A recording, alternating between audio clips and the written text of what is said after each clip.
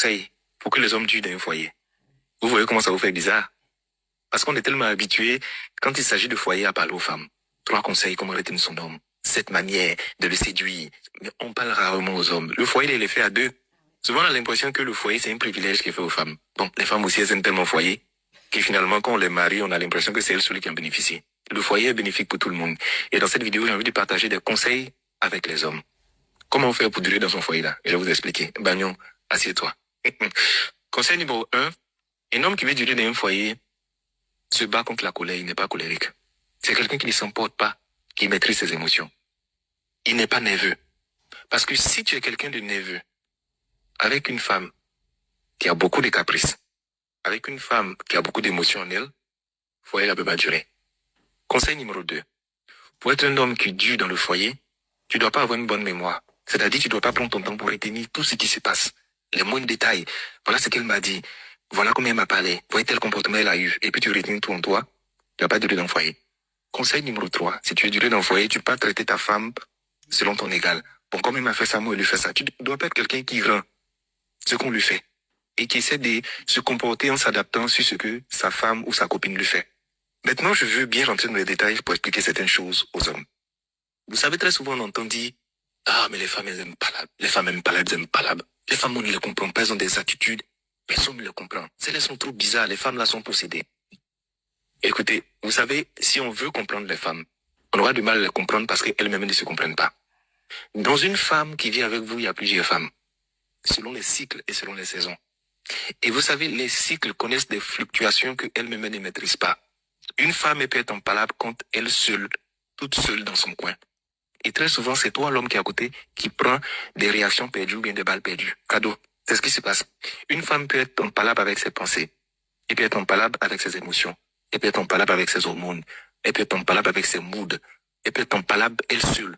Il y a des choses autour d'elle qui peuvent l'énerver. Tu peux dormir avec une femme amoureuse, gentille, et puis tu vas te réveiller le matin avec une femme qui est énervée pour aucune raison. Elle est énervée. Elle ne sait pas pourquoi elle est énervée. Toi-même, tu ne sais pas pourquoi elle est énervée, mais elle est quand même énervée. Et comme cette frustration interne, c'est pas comment on la fait passer, c'est toi qui prends les balles perdues. Ce qu'elle a aimé hier, elle peut détester ça le lendemain. Un bruit, un cri, une réaction, une lumière trop forte, ça peut changer son mood tout de suite là. Et je te parle même pas de quand elle va rentrer dans l'ovulation ou rentrer dans la saison des règles, où il y a beaucoup de choses qui se passent en elle. Donc ça veut dire, avant qu'elle ne soit empalable avec toi, elle est déjà empalable avec elle-même. La nuit, elle est couchée, puis son esprit est en train de courir partout, à gauche, à droite. Donc, quand elle se réveille, elle est déjà fatiguée, elle est déjà énervée. Elle peut faire un rêve qui va la faire réfléchir toute la nuit jusqu'au matin, et si tu es dedans, tu es foutu. C'est-à-dire, une petite action que tu as fait qui est anodine peut devenir un tollé sur ta tête, parce qu'elle est en train de vivre des choses en interne qu'elle ne comprend pas. Et cette frustration interne, cette incompréhension de ce qui se passe en elle, c'est sur toi qu'elle va refléter cela. C'est pourquoi, pour qu'un homme dure dans le foyer, il doit comprendre c'est quoi la femme, et il ne doit pas céder face à toutes ces attitudes qu'elle a. Tu sais, un homme qui est faible mentalement et qui ne connaît pas les femmes va se dire, elle sait ce qu'elle fait. Si elle s'est comportée comme ça, c'est parce qu'elle a fait ceci. Moi aussi, je vais me comporter de cette même manière. Tu ne les connais pas? Elles-mêmes, souvent, elles ont des réactions, elles s'asseyent et puis elles disent, mais j'ai quel problème? Qu'est-ce qui se passe en moi? Souvent, elles s'asseyent et puis elles voient par la main qu'elle a créée là, elle se dit, mais par là, elle est quittée où? Pourquoi j'ai fait?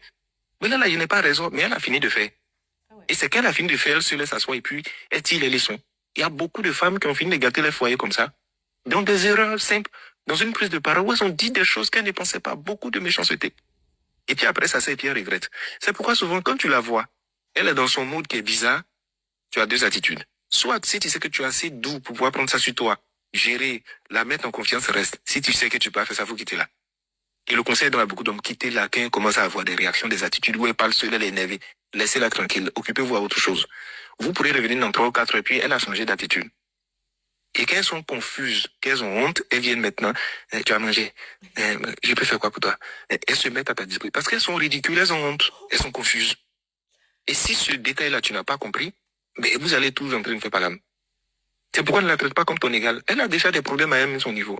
Quand je parle comme ça, ils vont dire, mais elles sont folles. Elles ne sont pas folles. Elles-mêmes peuvent expliquer ce qui se passe. Mais c'est des émotions, c'est des attitudes, c'est des cycles. C'est des choses inexplicables qui se passent en elles et dont elle réagit. Mais malheureusement, toi qui es à côté, ben c'est toi qui prends les pots cassés. Donc je répète, les 3 conseils pour que tu vis dans le foyer. Conseil numéro 1, évite d'être colérique, d'être nerveux. Sois patient, sois doux, sois observateur, parle peu. Conseil numéro 2, arrête de tout retenir. Ça dit, toi, on t'a dit un truc, tu retiens. Souvent, ce qu'elle dit là, elle a oublié les 3 quarts de ce qu'elle a dit. Elle pensait même pas ce qu'elle a dit.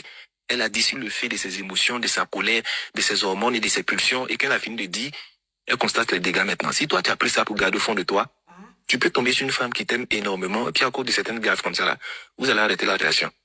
Et conseil numéro 3 pour terminer, c'est pas la même chose. Comme disent les Ivoiriens, c'est pas ton égal. C'est pas parce qu'elle fait ça, toi, tu fais aussi. C'est toi qui es le chef. Un chef est censé avoir un esprit qui est supérieur, avoir de la patience, de la compréhension et arrondir les bords.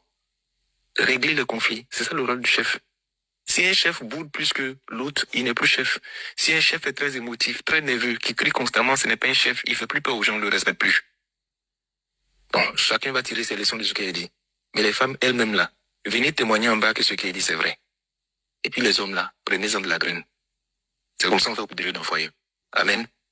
Apprends à aimer ta présence. Ça veut dire quoi? Ça veut dire j'apprends à aller au resto seul. J'apprends à aller au ciné seul. J'apprends à voyager seul. J'apprends à être seul. J'apprends à faire les magasins seul. Pourquoi? Tu es ta meilleure compagnie. Et tu seras ta plus juste compagnie. Pourquoi? Ça veut dire que demain ou après-demain, tu te retrouves toute seule. Ben finalement, c'est pas la fin du monde. Ouais, c'est chiant. Ouais. C'est chiant, c'est vrai. Mais c'est pas la fin du monde. Tu vas tellement kiffer, tu vas tellement te kiffer que plus personne ne pourra te manquer de respect parce que pourquoi tu ne toléreras plus ce genre de manque de respect? Là, c'est à toi que tu manques de respect. Parce que tu permets à ces gens-là de te manquer de respect. Tu comprends ou pas? Ouais. Donc, puisque je te permets de me manquer de respect, je m'estime pas. J'ai peu d'estime pour moi-même. J'ai peu d'amour pour moi-même. On parle même pas d'amour propre, je te parle d'amour. Ma chérie, la personne de confiance, c'est toi. Ouais. Sache-le. Si je ne suis pas celle pour qui tu vas te battre, y a pas de souci. Moi, je qaoud. Moi-même, je m'en vais, je quitte. Sache-le, tu es le seul et l'unique choix. Enfin, si la personne ne fait pas le nécessaire pour t'avoir toi, c'est que c'est pas la peine, ma chérie. C'est que tu n'es pas la bonne. Et je l'entends, je le conçois et je le respecte. Je ne suis pas celle qui te convient. Je l'entends, c'est tout. Et on m'a fait, il n'y a pas de problème. Bah écoute, moi je l'entends, je le respecte. Je te souhaite bonne continuation et bonne continuation à moi-même. Salam alaikum. On est bien Ali, salatu wassalam, Ali afdal salam. Va faire ta vie, je fais la mienne. Amour, amis, famille, je suis le seul et unique plan. Ça te va, tant mieux, ça ne te va pas, Selem. Je ne suis pas un plan B. Je ne suis pas une roue de secours. Je ne suis pas un second choix. Je suis le seul et unique choix. Si tu estimes qu'il y a autre chose et tout ça, etc., à la race, c'est moi qui qaoud. Je m'en vais. Karamti fouq kulchi. Ma dignité au-dessus de tout. Le respect de moi-même au-dessus de tout. L'estime de moi-même au-dessus de tout.